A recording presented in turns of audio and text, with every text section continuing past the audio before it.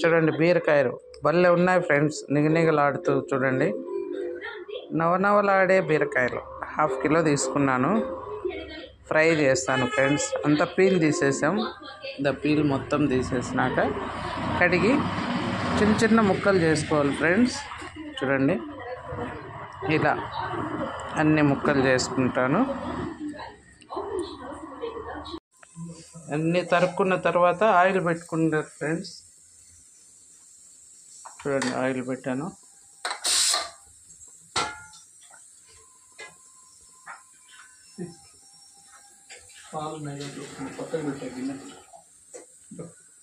Oil heat ఎక్కిన తర్వాత తిరువాత గింజలు వేసుకుందాం. ఆయిల్ ఇప్పుడు హీట్ ఎక్కుతూ ఉంది. అట్లా అందుకో, నేను తీసుకుంటా. గిన్నె అందుకో.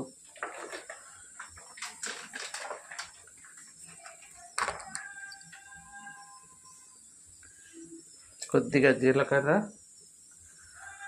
ఆవాలు, మినపప్పు, శనగపప్పు అన్నీ కలిపిన ఫ్రెండ్స్. కొంచెం ఎక్కువ వేసుకుంటే తాలింపులు బాగుంటాయి.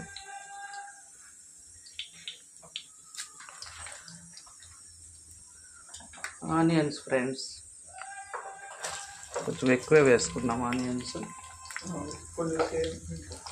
చాలే నాకు. పప్పులు ఎక్కువ ఇంకా సేమియాలకి.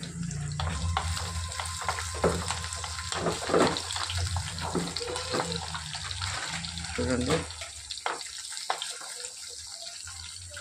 కొద్దిగా పసుపు,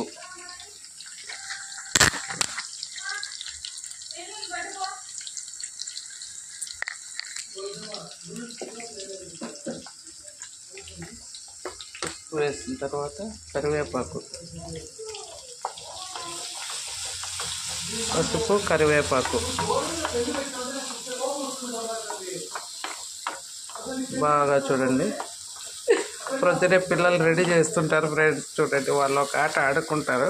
మా మనముడు మనమురాలు కేకలు వినపడుతూ ఉన్నాయి. తొందరగా రెడీ కారు.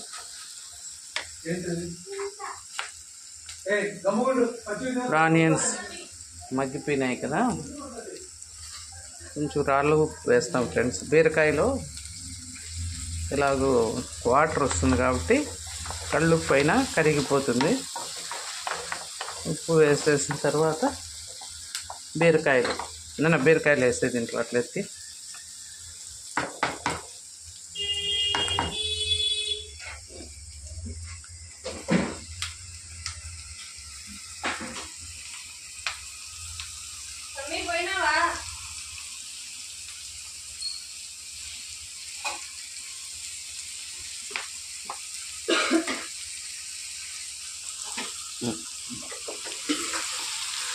చూడండి ఫ్రెండ్స్. బీరకాయలు అన్నీ వేసేసుకున్నాక ఒక్కసారి బాగా కలబెట్టుకొని మూత పెట్టేసుకున్నాం.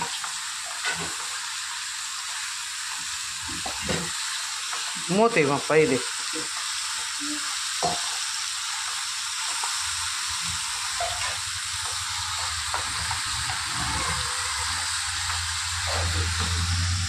ఇది కాదు, ఇంకొకటి పెద్దదంలో పైకి వచ్చేది. సరే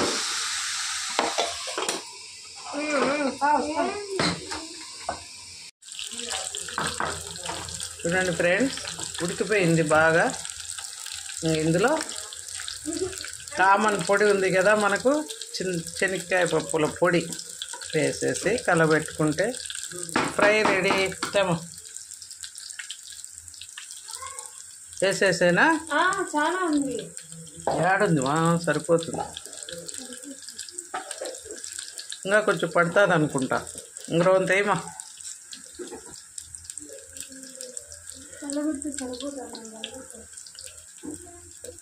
కారం పొడి అన్నవి, కారం తక్కువ అవుతుంది. చూడండి శనక్కాయ పొడి వేసేసాం. కొంచెం చప్పగా ఉంటుంది కాబట్టి కొద్దిగా కారం పొడి వేస్తే సరిపోతుంది ఫ్రెండ్స్.